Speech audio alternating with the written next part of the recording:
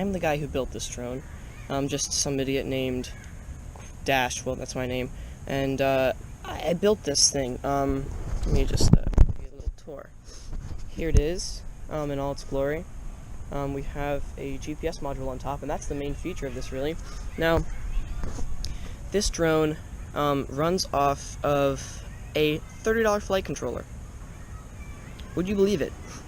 I wouldn't if someone told me that. It runs off of a $30 flight controller. This gimbal was about $70,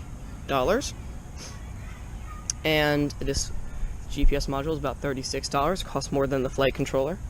This video transmitter here, this is what sends the video out, and it's only transmitting at 200 milliwatts, and I was able to fly very high up. And we have this battery here, which was the most expensive part, really, $40 for the battery. It gets me about 9 minutes of flight time, which is pretty good. Not as good as, you know, a Phantom, but it's around 1/3 the flight time for 1/3 the cost. And, but some things that aren't 1/3 as good. This footage that you're seeing. This is a GoPro Hero Session. It cost me around 150 bucks, but you can get it for around $70 right now. So we have the GoPro Session. Here's the flight controller itself. It looks quite small. That's because it's the exact same flight controller you might find in a mini quad. I built 6 mini quads, and I just shipped one out today to a lucky buyer. And my mini quads are pretty good. They're pretty nice and compact. So I researched a system called ArduPilot and Pixhawk. Now Pixhawk is around $90 for a cheap flight controller, and that is, I would say, half.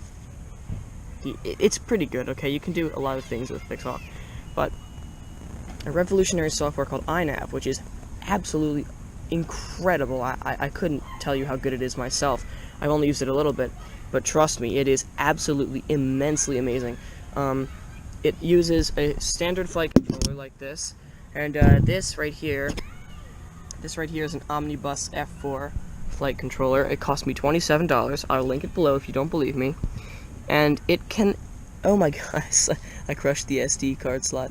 It doesn't matter unless I want to do mission planning, and I can pop it back open. So, it's got a barometer on it, and it supports GPS in full. So, beat that for 30 bucks. The video transmitter was super cheap too, only $29, and it can transmit up to 800 milliwatts. But this antenna is only $5. But so far, I haven't actually needed to go over 200 milliwatts to get incredible heights. The receiver is an RXSR, which is $20, and I'm using a Tyrannus here. You could, if you wanted to, buy a XM Plus actually, because I thought that you needed this to get telemetry, but you don't. So anyway, yeah, thank you guys so much for watching. If you enjoyed this, leave a thumbs up, and I'll be sure to post more videos with this thing soon.